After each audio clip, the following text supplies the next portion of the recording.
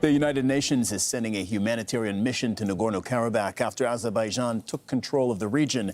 It will be the first UN mission to the enclave in nearly 30 years. Ethnic Armenians are streaming out of Nagorno-Karabakh, fearing persecution.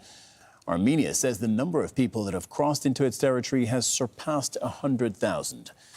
Osama bin Javaid is live in Horadiz, close to Nagorno-Karabakh. So, Osama, when we say that 100,000 people have left the region, that's almost the entire population of Nagorno-Karabakh.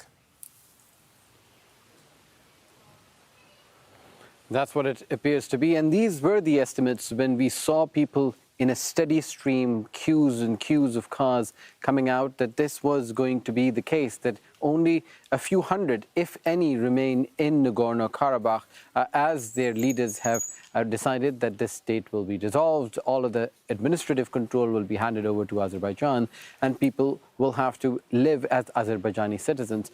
So this is something that we've been witnessing in the last few days. We've heard from the UN agencies who are on the other side of the border in Armenia, saying that many people are arriving and they're tired, they're hungry, they have very few supplies with them, and they just fled with whatever they could get. This comes as there have been repeated assurances from various levels of Azerbaijani officials that they will not be harmed, but it is difficult for people to believe that. Or those reassurances are also being made by Russian peacekeepers as well who are there. We're hearing from other areas, not just Stepanakert or Khankindi, but in Khojele, we're hearing that some have sought refuge with the Russian peacekeepers. But it is a trickle that is going to continue until very few people are left, and despite all of the assurances that we keep hearing about, people are not finding it safe to stay behind, and we're hearing that more and more areas are being now taken over by Azerbaijani security forces who are carrying out operations such as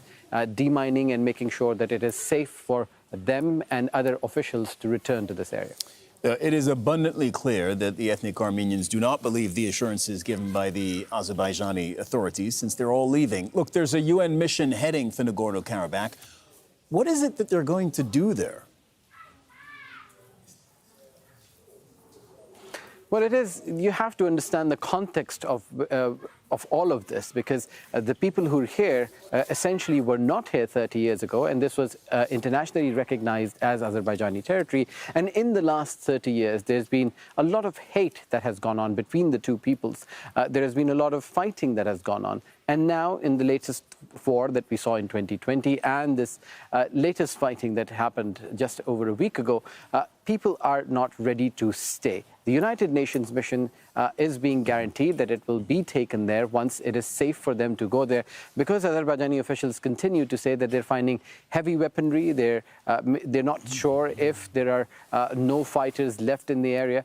So until they can guarantee safety and security for all of the people they want to take there, they are not going to be taking anyone, including the media there. The United Nations agencies who we've been speaking to are very tight-lipped about what this mission is going to entail. One official from the agency told us that it is a very sensitive mission, so they are going to talk to the media and discuss what they find after they come out. And on their part, the Azerbaijanis are saying that unlike what had been happening in there in the last 3 decades, where there was illegal Armenian occupation and destruction of that area, they're determined to take people there, but they will do so in their own time when they deem it is safe for them to be there.